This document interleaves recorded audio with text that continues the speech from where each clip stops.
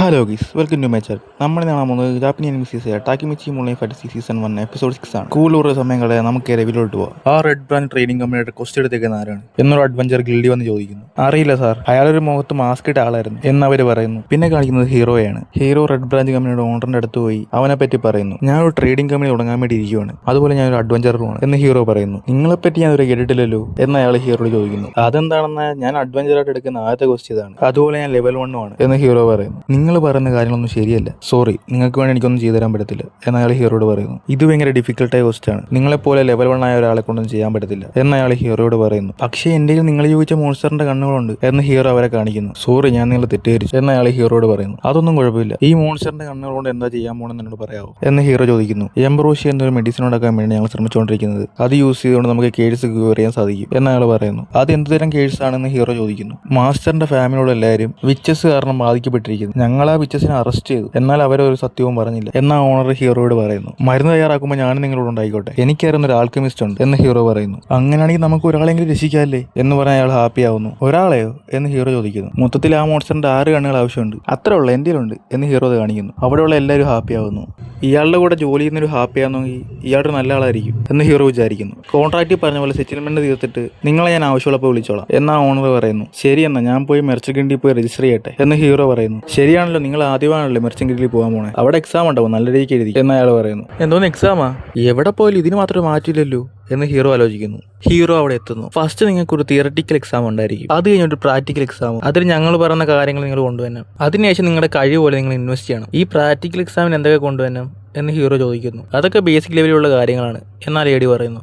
Theory എക്സാമിന് വേണ്ടി പഠിക്കാൻ വേണ്ടി ഹീറോയുടെ ബുക്കില്ലാത്തതുകൊണ്ട് ആ ബുക്ക് ഒന്ന് തരാമോ ഹീറോ ചോദിക്കുന്നു. ഈ ബുക്കിന് 2 ഗോൾഡ് കോയിൻ വേണ്ടി വരും എന്നാൽ ലേഡി പറയുന്നു. നോർമലായി മർച്ചൻസിന് ട്രെയിൻ എടുക്കുന്നവർ അവിടെ തന്നെ വെച്ച് ഇത് പഠിക്കും, പക്ഷേ ഇത് മേടിക്കാൻ നിങ്ങളുടെ കാശ് കാണുമോ എന്നാൽ ലേഡി ഹീറോയോട് ചോദിക്കുന്നു. ആ എൻ്റെ ഉണ്ട് എന്ന് പറഞ്ഞ് ഹീറോ ഗോൾഡ് കോയിൻ കൊടുക്കുന്നു. എന്നിട്ട് ഹീറോ ആ ബുക്ക് എടുത്ത് വായിച്ചു നോക്കുന്നു. അത് വായിച്ചു നോക്കുന്ന ഹീറോ ശരിക്കും ഷോക്കാവുന്നു. അതിലുള്ള ക്വസ്റ്റ്യനൊക്കെ ഭയങ്കര പാടായിരിക്കും, ഇവരെ കണ്ടിട്ടൊരു പാമ്പിടിച്ചാനായിട്ട് പോകുന്നത്. ഇങ്ങനത്തെ ക്വസ്റ്റ്യനെ കണ്ടിട്ട് ഷോക്കായില്ലെങ്കിൽ അത്ഭുതമുള്ളൂ എന്നാൽ ലേഡി വിചാരിക്കുന്നു. അതെ, ആ എക്സാം എനിക്ക് ഇപ്പം തന്നെ എഴുതാൻ പറ്റുമോ എന്ന് ഹീറോ ആ ലേഡിയോട് ചോദിക്കുന്നു. ഇതേ കുമ്പാൽ ലേഡി അങ്ങ് ഷോക്കാവുന്നു. ഇവന്റെ ഇളി പോയടാ. പിന്നെ കാണിക്കുന്നത് ഹീറോ ആ ബുക്ക് വായിക്കുന്നതാണ്. ഹീറോ ആ ബുക്കിലുള്ള എല്ലാ കാര്യങ്ങളും വായിച്ചുകൊണ്ടിരിക്കുന്നു. പെട്ടെന്ന് അങ്ങോട്ട് ഒരാൾ കയറി വരുന്നു. ഇതാണ് ഞങ്ങളുടെ ക്വസ്റ്റ്യൻ പേപ്പർ, നിങ്ങളുടെ ബുക്ക് കുറച്ച് നേരത്തേക്ക് ഞാൻ വെച്ചോളാം, യുവർ ടൈം സ്റ്റാർട്ട് നൗ എന്നയാൾ പറയുന്നു. ഈ ക്വസ്റ്റ്യൻ മൊത്തം ബേസിക് മാത്തമാറ്റിക്സ് മാത്രമേ ഉള്ളൂ, ഇതൊക്കെ ഒരു ചോദ്യമാണ്, ഇതൊക്കെ 1ാം ക്ലാസ്സിൽ പഠിക്കുന്ന പിള്ളേർക്ക് ചോദിക്കുന്ന ചോദ്യം, ഇതൊക്കെ എനിക്ക് വേറെ നിസ്സാരം എന്ന് ഹീറോ ചിന്തിക്കുന്നു. എവിടെ ചെറുക്ക എക്സാം എങ്ങനെയുണ്ട്, പാടാണ് എന്നവിടെ ആ പുള്ളി ചോദിക്കുന്നു. കുഴപ്പമില്ല, ഞാൻ തീർത്തു എന്ന് ഹീറോ പറയുന്നു. എന്തോന്ന് തീർത്തെന്നോ, ഇത്രയും കുറേ സമയത്ത് ഫുൾ മാർക്ക് വേണ്ടി ആരും ഞാൻ കണ്ടിട്ടില്ല എന്നയാൾ പറയുന്നു. ശരി, ഇനി 2ാമത്തെ പ്രാക്ടിക്കൽ, ഇത് നിന്റെ ലക്ക് അനുസരിച്ചിരിക്കും. ഈ ബോക്സിനകത്തുള്ള 2 ബോളിൽ നിന്ന് 1 ബോൾ നീ എടുക്കുക. ഹീറോയ്ക്ക് നമ്പർ 4 ബോളാണ് വരുന്നത്. കുറച്ച് മോൺസ്റ്ററിന്റെ സാധനങ്ങളൊക്കെ കൊണ്ടുവരാൻ വേണ്ടി അയാൾ പറയും, അല്ലെങ്കിൽ അതിന് ഈക്വലായിട്ട് വാല്യൂ വരുന്ന ഏതെങ്കിലും ഒരു സാധനം കൊണ്ടുവരണം എന്നയാൾ പറയുന്നു. ഇതെല്ലാം കൊണ്ടുവരാൻ അറ്റ്ലീസ്റ്റ് 50 ലെവലെങ്കിലും വേണം, നീ ലെവൽ 1 നിനക്ക് ഇത് പാടാന്ന് എനിക്കറിയാം എന്നയാൾ പറയുന്നു. ഇതിനെല്ലാം കാരണം ആ ഗോഡസ് ആണ്, അവളെ എങ്ങനെ എന്റെ കൈ കിട്ടിയ. അല്ല, ഒരു മിനിറ്റ്,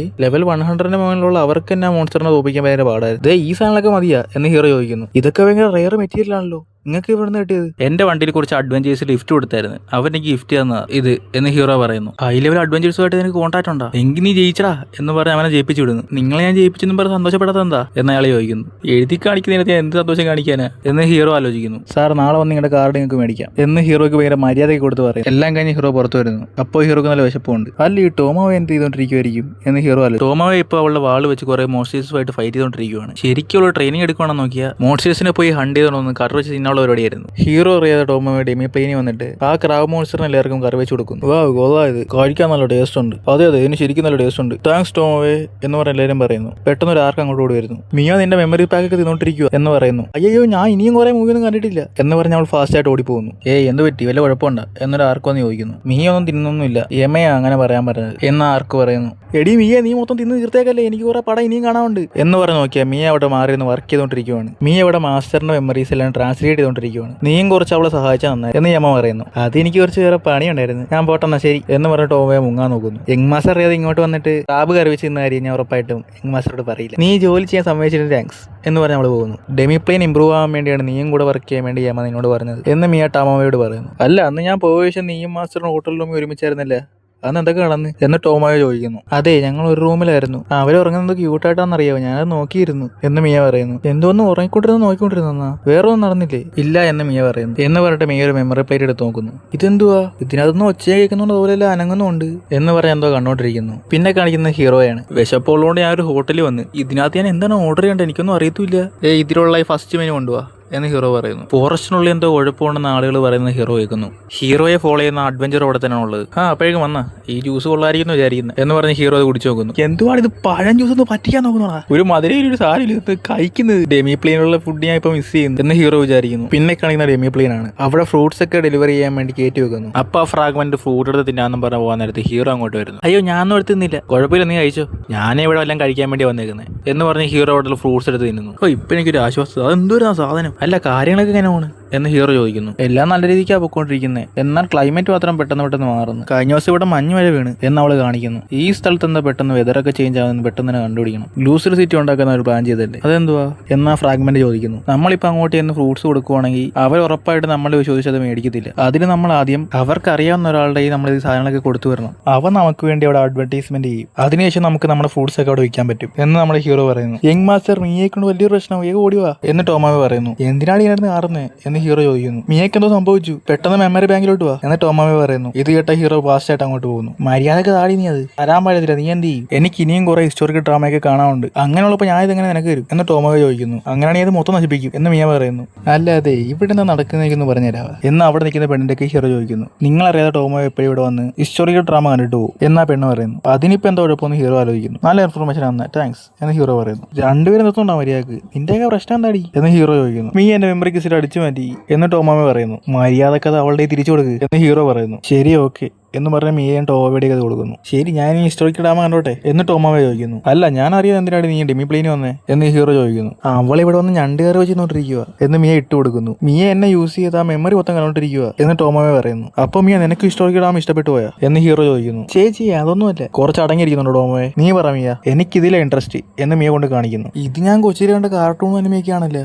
എന്ന് ഹീറോ പറയുന്നു. അതിലുള്ള കാരണമൊക്കെ എനിക്ക് ഒത്തിരി ഇഷ്ടപ്പെട്ടു എന്ന് മിയ പറയുന്നു. എന്നാൽ ഇതൊന്നും ഒറിജിനൽ അല്ല, റിയാലിറ്റി അനിമയ വേറെയാണ്. ശരി, നീ അനിമ കണ്ടോ എന്ന് ഹീറോ പറയുന്നു. അങ്ങനെ ഞാൻ ഹിസ്റ്റോറിക്കൽ ഡ്രാമ കണ്ടോട്ടെ എന്ന് ടോമാവെ ചോദിക്കുന്നു. നീ ആദ്യം നിന്റെ ജോലി ചെയ്യ്, എന്നിട്ട് ആ ഡേറ്റ് എനിക്ക് സബ്മിറ്റ് ചെയ്യ് എന്ന് ഹീറോ പറയുന്നു. യങ് മാസ്റ്റർ, ഞാൻ ആ ട്രേഡിംഗ് കമ്പനിയെ കുറിച്ച് അന്വേഷിച്ചു, ആരും അവരെ പറ്റി തെറ്റായിട്ടൊന്നും പറഞ്ഞില്ല എന്ന് ടോമാവെ പറയുന്നു. ഞാൻ അവരെ കണ്ടപ്പോൾ എനിക്ക് അവരെ പറ്റി തെറ്റായിട്ടൊന്നും തോന്നിയില്ല, എന്നാൽ അവരുടെ ഫാമിലി ഒരു കേസ് ഉണ്ട്, അതിനെപ്പറ്റി നമുക്ക് നാളെ സംസാരിക്കാം എന്ന് ഹീറോ പറയുന്നു. യങ് മാസ്റ്റർ, ഞങ്ങളിൽ ആരുടെ കൂടെ വേണമെങ്കിലും കിടക്കാം എന്നവര് പറയുന്നു. കുഴപ്പമില്ല, ഞാൻ സോഫയെ കിടന്നോളാം എന്ന് പറഞ്ഞ് ഹീറോ ചേറി തന്നെ ഇരിക്കുന്നു. യങ് മാസ്റ്റർ നമ്മളോട് കിടത്ത് എന്തെങ്കിലും പ്ലാൻ ചെയ്യണം നമ്മൾ എന്നവർ പ്ലാൻ ചെയ്യുന്നു. ഹാസിൽ എന്ന ആൾക്കമിസ് ഹീറോയ്ക്ക് മെസ്സേജ് ചെയ്തേക്കുന്നു. എംബ്രോഷി എന്ന മരുന്നുണ്ടാക്കാൻ ഞാൻ റെഡിയാണ് എന്നാണ് അവൻ മെസ്സേജ് ചെയ്തേക്കുന്നത്. അപ്പോഴേക്കും മിയയും ടോമയും നല്ല ഉറക്കമായി. ഒരു ഹിസ്റ്റോറിക്കൽ ഡ്രാമ ഫാനെ കൊണ്ടിരിക്കാൻ മേലെ ഇപ്പൊ ഒരു പുതിയ അനിമി ഫാനും കൂടെ വന്നിട്ടുണ്ട്, എന്താവോ എന്തോ എന്ന് ഹീറോ ആലോചിക്കുന്നു. ഹാസിലും ഹീറോയും കൂടെ മരുന്നുണ്ടാക്കാൻ വേണ്ടി അയാളുടെ വീട്ടിലോട്ട് പോകുന്നു. അപ്പൊ ഇവനാണല്ലേ അത്, അവരാ മരുന്നുണ്ടാക്കാൻ പാടില്ല, ഈ നാട്ടിലുള്ള എല്ലാ അഡ്വഞ്ചേഴ്സിനെയും കൊണ്ടുപോവാ, എത്ര ചിലവുണ്ടെങ്കിലും ഒരു കുഴപ്പമില്ല എന്നാൽ വൈറ്റ് ഹെയർ അഡ്വഞ്ചർ പറയുന്നു. ഇവിടെ വെച്ച് ഈ എപ്പിസോഡ് അവസാനിക്കുന്നു. ഇനി അടുത്ത എപ്പിസോഡ് കാണാം. അപ്പോൾ ഓക്കെ, ബൈ.